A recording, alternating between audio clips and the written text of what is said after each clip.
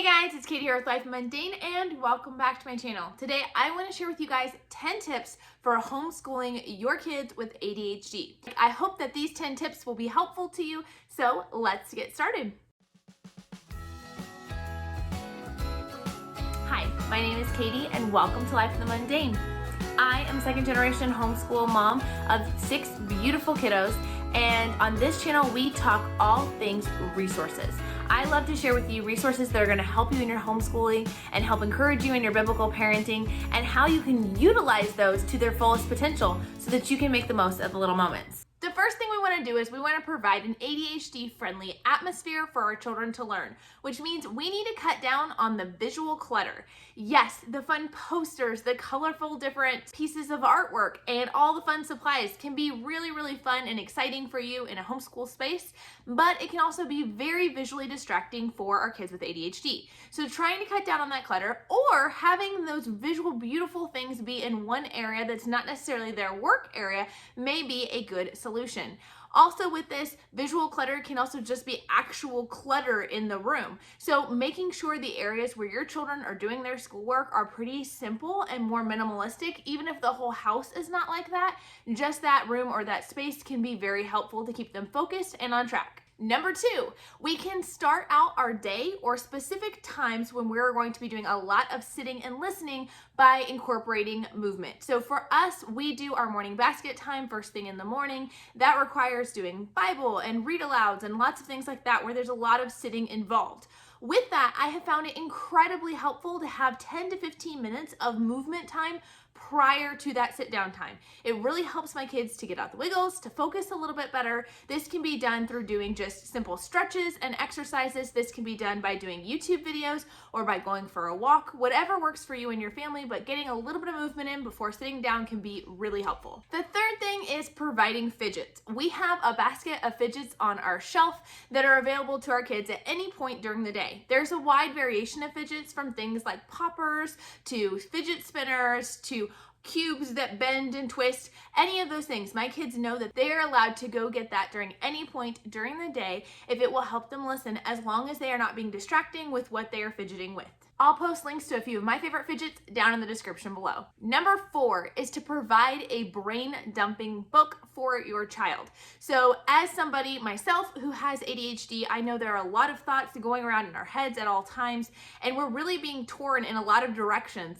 It can be very overwhelming when you're trying to focus on a math lesson or on a reading lesson and you're thinking of all of these other things. So instead of trying to constantly redirect my child, I offer them a notebook they can keep near them when they are doing school, so that if anything pops into their head other than what they're dealing with in that moment, they can jot it down. That way they don't have to worry about forgetting, and they have that creative outlet to be able to pour it into this book right now, and then they can deal with it later. This has helped me tremendously in my own homeschool and in my life, and so offering that to my kids has been a great way to do this. If your kids are not old enough to write, having even just a journal or something that they can do pictures of things that they're thinking about, or for kids with ADHD who also struggle with anxiety, we can have a book where they can write down their worries or draw pictures of their worries.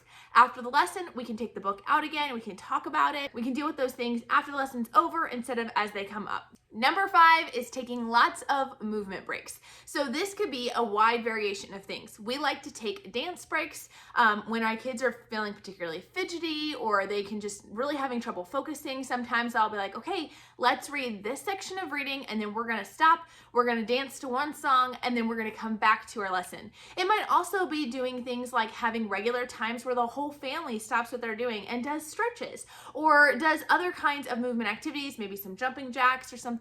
It could also be taking your lessons outside and having them do a certain amount of math problems and then run a lap around the house and then come back. And doing these kind of movement breaks really helps my kids to stay focused and get that energy out in a productive way. But what about those times when they really do need to sit still and focus? As adults, we're not always going to be able to just do a little bit of work and then run around the house. So what do we do to help our kids have those life skills to be able to sit and work through those things? Well, I like to provide movement opportunities for my children when they are sitting, ones that are more appropriate. So we have these stretchy bands that go around the feet of our chairs, and they have been incredibly helpful. It allows our kids to just kind of bounce their feet off of them. They can stretch them, they can pull on them, allows them to have small amounts of movement that still helps them to focus.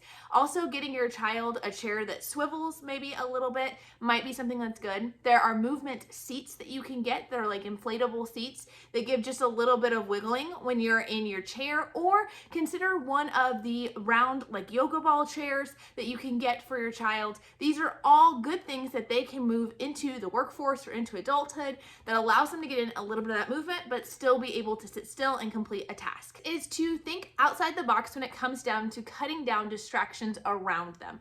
For some of my kids with ADHD, noise canceling headphones have been super helpful. You can go and find them at your local Walmart for about $10 a piece, and they really help to cut out a lot of that white noise. Some of my kids are really distracted by the refrigerator running or the air conditioning going or the other noises in our house when we have 6 kids in the home. So having noise canceling headphones can be really helpful. Another thing is to create a visual boundary or barrier. You can do this with those project boards that you can find even at the Dollar Tree, or by taping together 2 file folder files and having just kind of a visual boundary where they're just kind of in their space. It kind of goes back to that whole getting rid of visual clutter and giving sort of a minimalist feel. Even if the room they're not in is minimalistic, they can have a divider that kind of keeps their space minimalistic, and that has helped my kids to focus better as well. But what if that's not enough? In specific situations, consider having your child be able to go do their schoolwork or certain subjects in their bedroom or in a place where they can be more alone. In our family with 6 kids, there's not a lot of places to be alone during the school day, but I do have my son with ADHD who does do well going into his room to do his schoolwork. He finds it to be less distracting. He has serious FOMO and always wants to be involved in everything that's going on. So him having his own space to be able to just focus, so he's just doing school and then he can come out and join the family and all the fun and everything, has been really helpful. However, I have a daughter with ADHD who if she was left in her room, would be totally distracted and would never get anything done. So a lot of that comes with age and maturity as they're able to self-regulate a little bit more. It's a lot of trial and error. Not all of these things may work for your child, but try something for a little while, see how it goes, and tweak and adjust as needed. That brings me to tip number 9, which is also something that can take some tweaking and adjusting to figure out what works right for you. I do have kids with ADHD who actually do better when music is being played when they're doing school. Now, there's a few caveats to this. Typically, music without words is best. It helps to stimulate the brain and kind of give the brain something to do without having a lot of movement and keeping everything else focused on their schoolwork. However, different kids are different. So some of my kids with ADHD, music really helps them to like zone in and focus. And for others, it's incredibly distracting. So experiment with that. Typically, like I said, music without words. So commonly we think of calm music, classical music, something like that. Although my son actually does really well with techno music, which makes me crazy, but it's okay because he's in his room, so it's fine.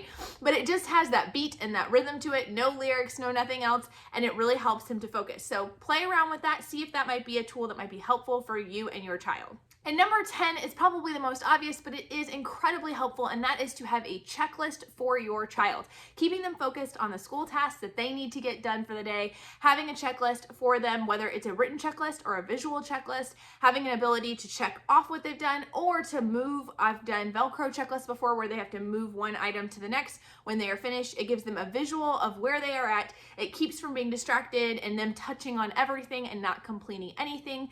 A note about this is typically our kids with ADHD have trouble losing things. And so it's a common thing that I have had where I've made checklists. They've been incredibly helpful. And then my child with ADHD misplaces it. And so it's not as helpful that way. So one thing that we have found is affixing these checklists in a specific spot. So for my son, he has a written out checklist and we have it taped to the back of his bedroom door since he does most of his school there, or tape it to their desk. And then that way he never has to worry about losing it. It's in a sleeve protector, so he can just check it off with a dry erase marker and erase the next day. For my daughter, she works in the school area, so I can't necessarily affix it in one spot because she's kind of working within the family areas, but I do have it affixed in the top of her school drawer in our school area. And so she can just pull out that drawer, she can quickly move her little Velcro dots to tell what she's done already and what she needs to still do, and then can shut it, and it doesn't go anywhere else. And it really helps to cut down on that. There are so many blessings to homeschooling a child with ADHD. There also are a lot of struggles and frustrations. I hope these tips have helped you guys.